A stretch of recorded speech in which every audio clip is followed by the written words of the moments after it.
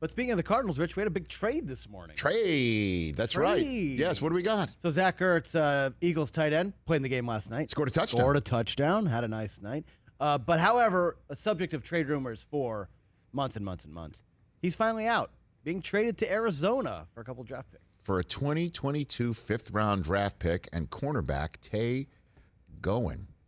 Now, in case you're wondering, he cannot play on Sundays. Yeah, because you can't play two games in a week. It's not like baseball where you play for one team, you're traded, next night you're actually in the lineup, or later that day in a doubleheader. Yeah. Right, that doesn't happen. Zach Ertz not going to play this week, but is now a member of the Arizona Cardinals. Dude, I just love what Steve Keim's doing. Okay, we got our kid, right, and Kyler Murray.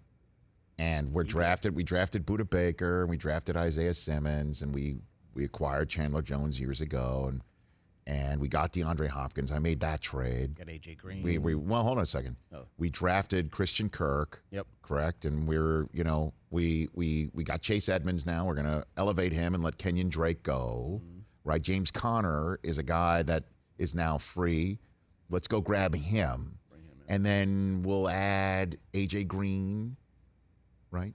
Because the situation allows for us to get these pieces of beachfront property real estate in the NFL for cents on the dollar based on whatever their injury status was, or the fact that they're now free, or their age is something that, these guys were used to be great Pro Bowlers and we're wondering if they are anymore. But let's put them in a role that's secondary. It's not all on them to be what they used to be. James Conner back up to Chase Edmonds. Number 2 guy, A.J. Green to DeAndre Hopkins. Chandler Jones is the guy with 100 career sacks. Let's just get the guy who's a 3-time defensive player of the year and throw him in that mix. And J.J. Watt, you don't have to be the guy. Just be the best version of yourself and go. That's what the Cardinals are doing, and now they've done it with Zach Ertz. Now they've done it with a guy who scored a game-winning touchdown in a Super Bowl.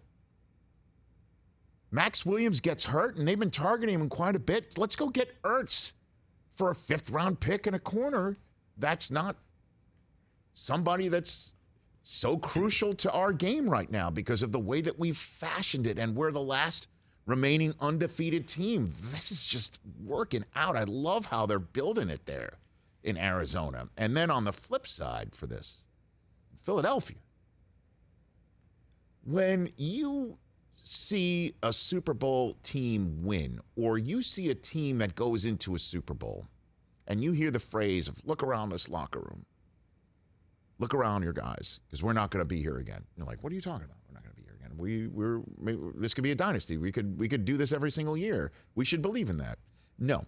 It is so important to win in the window in which you have in the NFL, because things change so fast. And the brotherhood of men that you have on a winning team at that moment, it's like your wedding. You need to stand in the corner and soak it in at some moment, because it goes by so fast and it's so fleeting. You have to take it in. And that's why when teams lose in the playoffs, that's why the Giants, the San Francisco Giants, they know as they leave that locker room after a 109-win season that the same team's not going to come back. And even if it does, the odds that it is the same feeling and the same opportunity isn't as great as it was in Game 5 when they had a shot to win one game and move on.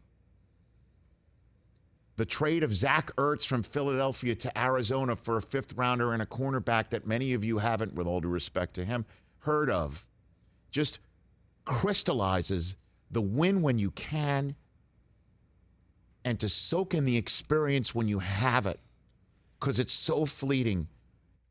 On February 4th, 2018, right?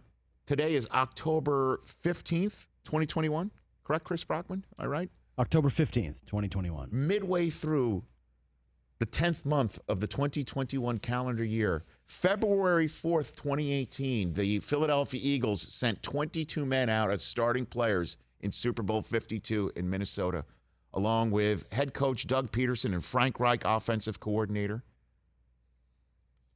Of those 22 men that started that winning Super Bowl for the Philadelphia Eagles, only 6 remain on the roster.